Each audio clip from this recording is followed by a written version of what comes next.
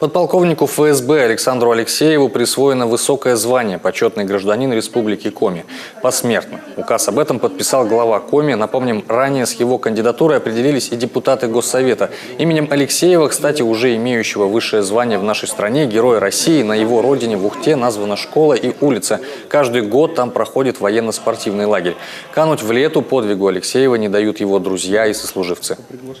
Нам остается только низко кланяться этим людям, которые вот так вот сохраняют память об Алексееве.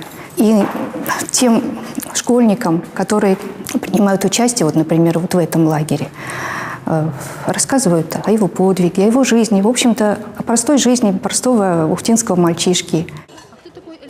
Погиб Александр Иванович 8 августа 1996 года во время командировки в Чеченскую республику. Во время боев в Грозном он проявил самоотверженность и отвагу, возглавив оборону служебного общежития.